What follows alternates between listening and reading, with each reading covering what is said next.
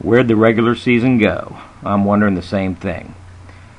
Let's start off the Week 16 review, which is about 12 minutes in length, with a couple of free kick plays and a couple of quiz questions. Where are we going to spot the ball on this play? This should be ingrained into your memories by now. Where's this ball getting spotted? Look at the play one more time. Think of the reasons why we're spotting it, where we're going to spot it. Don't think too long, however. We're going to spot this ball on the 5-yard line. It's not going to be an uno because the receiver never possessed the ball. However, by touching it, that tells us he had the opportunity to return it, then it slipped out of the back of the end zone. We spot the ball at the 5. How about this play? Kind of looks like the receiver is hesitating because he knows that ball should have been blown dead and the ball should be spotted at the 20-yard line. The ball strikes the top of the dasher boards. That's out of bounds. The crew got this call incorrect. Okay, now let's take a look at our weekly illegal defenses or not. And here we go. Umpires, take a good look at this. We got to get these calls correct. Look at our left defensive end. What's the rule? They got to line up head up and as wide as they can go is shoulder to shoulder. As we look at this one again, at least, at a minimum, we need a talking to here or a slap on the rear, but that certainly looks like it's outside shoulder to shoulder. Umpires got to be on top of that as we look at it one more time. What else is going on this play? Look at our wide receiver on the bottom of the screen. He crosses the line of scrimmage inside the 3-yard belt. Referee should be right on top of that because of his positioning. And we need to be aware of these calls and throw the flag when we have a 3-yard violation. This one's crystal clear, and that's when we call it 3-yard violation. So let's get these calls straight. Here we got a double blitz. That's an easy one. Wing at the bottom has it, then the umpire flags it. Double blitz, very easy illegal defense to call. It's the other ones we're worried about. Now let's watch a defensive back as he deals with the umpire.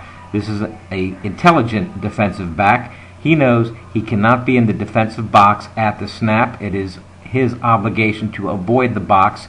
And as we see in the next play, he does it again. He purposely goes behind the umpire rather than in front of the umpire. Therefore, it's not an illegal defense. Just be aware of it. If he's in front of you, flag it. Here, he was in back, no problem. We see this one every week. Watch the right linebacker failing to remain motionless just prior to the snap. Again, one of the easier illegal defenses to call. Here, not so tricky, but a rare play. Where's the nose guard? Here he comes. He's not a down lineman. Therefore, we have a flag. The wing at the bottom picked it up. Illegal defense. Good call by the wing at the bottom of the screen. We have an illegal defense because we don't have 3 down linemen. This was, week 15-16 last week, and we still don't give the proper illegal defense signal.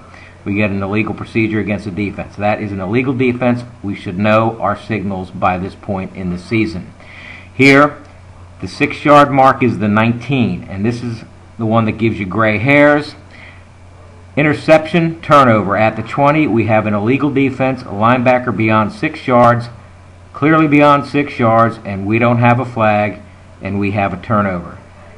He's at 7, interception, turnover, no flag, and you wonder why the coaches go nuts when they make phone calls and send emails. Here, let's watch our right side linebacker. Beyond 6, we need a flag. Let's watch the rest of the play, which was officiated very well. The guy's going to come back to the short side of the field here, the bottom side, and look at our wing, concentrating on the dasher board. We can't tell whether he hit the wall or not. Our wing is quite certain, shaking his head, communicating with the back judge. Excellent job at the end of this play officiating. We'll look at it one more time. Umpires got to get on top of these calls. It's been a long season. We're only going to get better, but we have an illegal defense. You guys got the toughest job as an official in this league, but you need to get the illegal defenses down. End of the play, superbly officiated. Wing at the bottom, watching the wall, shaking his head. He's got him clear, and there's our touchdown signal by the back judge. Excellent work at the end of this play. Next play we're going to take a look at deals with it's a very difficult coverage call when the ball is snapped from around the 15 going in. It's tough to get to the goal line. We've got different responsibilities and we understand it's tough, but we still need to follow our mechanics. The H at the top of the screen is frozen on the line of scrimmage. If he had started downfield like he was supposed to, possibly he could have been able to rule on this call down at the goal line. And of course, when we're looking at it, the goal line remained uncovered. The back judge should have reacted. He did react quick, but when he sees it's an underneath pass, he's got to make every effort to get up to that goal line. And you can see the receiver kind of stuck the ball over the goal line. We don't know if he made it or not, but we do have a turnover on it. So mechanically, if we would have done a little bit better, we might have been able to rule on the play right there and had a touchdown or not. So just something to keep in mind. We do understand this is one of the difficult plays to cover, but mechanically, H, slide downfield upon reading pass. Back judge, if it's underneath, you got to scoot up to the goal line as best that you can. Next play we're going to take a look at is a commentary on stop motion.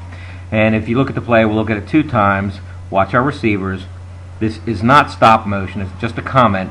I guess we could call it slow motion, but just the distinction between stopping and going real slow.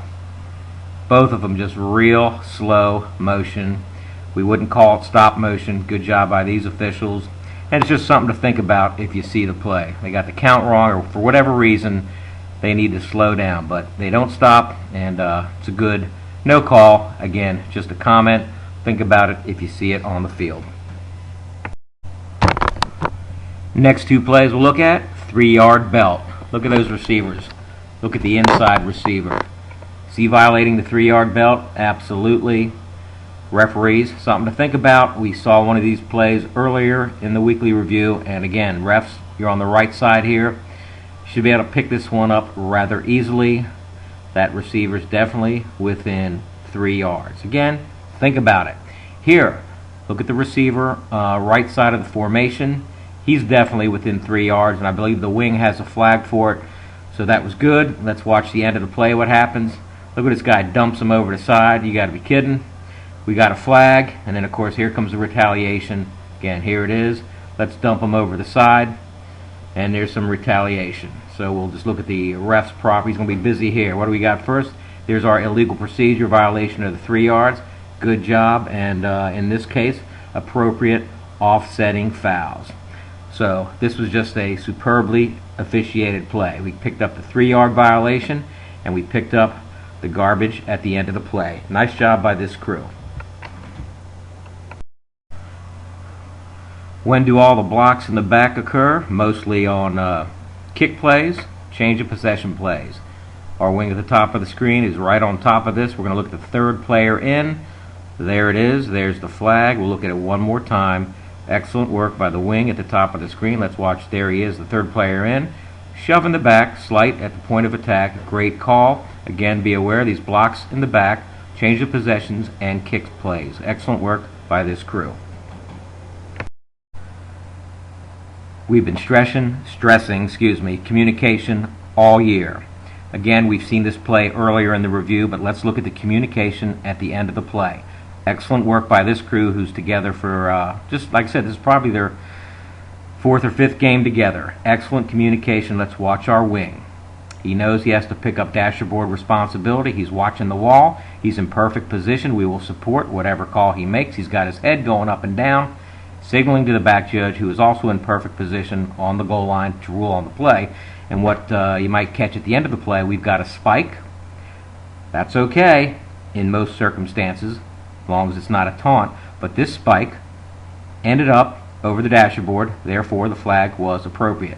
Again, watch our wing, concentration on the dashboard, and that's it. He's got him in bounds. He shakes his head. The back judge picks up the communication, signals touchdown, and there goes the ball out of the arena, and there's a flag. Excellent work by this crew. Here we're going to have a long run back to the 1-yard line at the bottom portion of the screen. We're going to watch our wing at the bottom and our umpire communicate. Excellent work. Our wing's actually going to lose his balance, and he maintains it, still able to make the call. Here comes our wing. almost loses his balance, but he maintains his concentration, and the umpire comes across. Perfect. Look at the communication. Wing maintains his balance, watching the wall. He's got him down about the half-yard line. Umpire coming in. That's what we want. That's excellent work by these two officials. Next play, watch the taunt by the runner as just before he crosses the goal line. This rule is going to take effect, I believe, 2011 NCAA. I'm not sure whether we're going to have it in effect for our next season. But this will call back a touchdown, this type of taunt, live ball taunt here. Look at him sticking his finger in the defender's face. We need a flag on that. That is a taunt. Make sure we get these taunts down, gentlemen. Next play we're going to take a look at. We've got some excellent work by our white hat on an interception return. Where's the white hat got to be? Got to be on the goal line. Reacting, and he's already up. He's going to react, get in proper position to rule on the play. Excellent work by our white hat on this play. Here comes the return. He knows he has the goal line right where he needs to be to rule on the play. Nice job, white hat.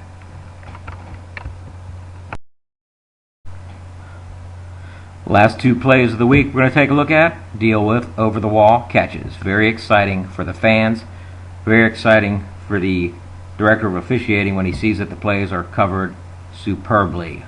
Right corner of the screen. This receiver is going to go for a slide on the concrete floor. Both of our officials sticking their heads over the dasher boards, ready to rule on the play. If this guy's got possession on the other side, we got a touchdown. They were able to take a look at the hustle on our line judge getting down there. Wouldn't want to be that player. Good call, excellent position. Same thing here. Guy's crushed. Our line judge, look at him jump up on the wall, signaling yes with his head. Back judge, superb communication. These two guys have been working together for 5 years. Excellent work. Keep it up for the final week. Everybody's done a pretty nice job for this past season. Tell you what, it's been much improved over last season, and generally speaking, we're very pleased with what we've seen. Have fun in your final week. If you're working a playoff game, that's great, and we will be in touch eventually.